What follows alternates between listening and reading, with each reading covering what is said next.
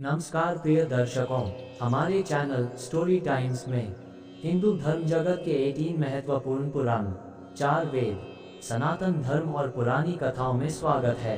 आज का शीर्षक है अज्ञातवास अंत की ओर। इस अज्ञातवास समय का अंत जैसे जैसे निकट आ रहा था, वैसे वैसे मन में खुश हो रहे थे।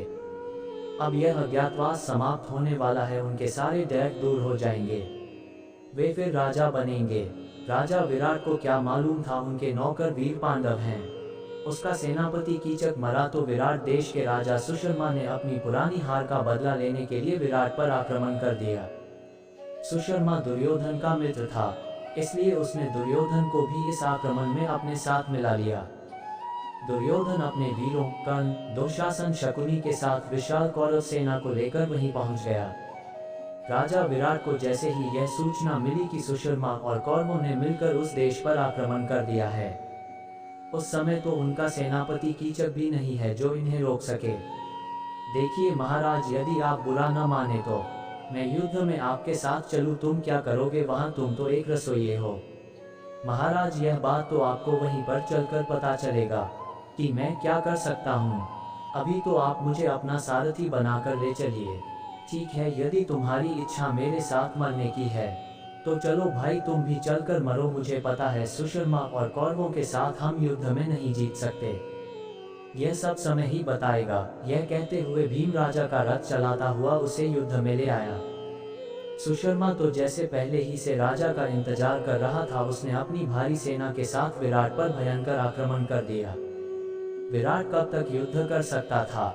सुशर्मा बहुत बहादुर था, उसने राजा विराट को घेरकर जल्द ही अपना बंदी बनाकर उसे अपने रथ में डालकर ले जाने लगा।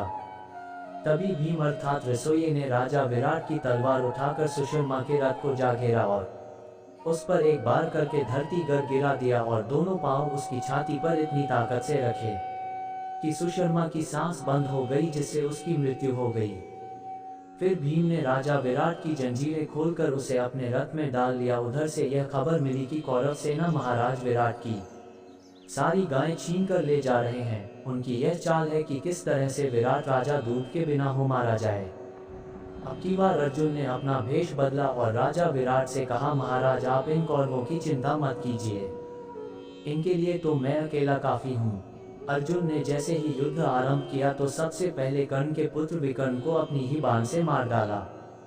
इसके पश्चात बारी बारी से वह सब कौरवों पर आक्रमण करने लगा। दुर्योधन ने इस आदमी को युद्ध करते देखा तो उसे संदेह हो गया कि यह अवश्य ही कोई वीर है और ऐसा वीर केवल पांडवों का भाई हो सकता है।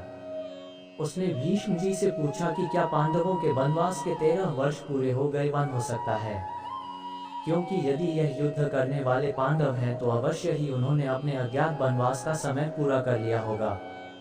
कौरव भी मैदान छोड़कर भाग गए। अर्जुन एक विजेता की भांति रणक्षेत्र में वापस आया तो युधिष्ठिर जी ने विराट को अपनी सारी कहानी सुना डाली तो राजा विराट पांडवों से मिलकर बहुत खुश हुए। उन्होंने एक एक भाई को अपने गले लगाते हुए कहा, मैं तो भाग्यशाली हूँ जो आप जैसे धर्मात्मा लोगों से मिलने का अवसर मिला। अब मैं अपनी बेटी उत्तरा की शादी अर्जुन से करके आज से रिश्तेदारी बनाना चाहता हूँ। अर्जुन ने हंसन कर कहा, राजन मैं तो उत्तरा का गुरु रह चुका हूँ, इसलिए वह तो मेरी पुत्री के समान है। शादी मैं अपने बेटे अभिमन्यु से करके इसे अपने घर ले जाऊंगा। इस प्रकार से पांडवों ने अपना अज्ञातवास पूरा कर लिया। दोस्तों, कहानी अच्छी लगी तो सब्सक्राइब कर दें और नेक्स्ट वीडियो के लिए बेल आइकन को दबा दें। धन्यवाद।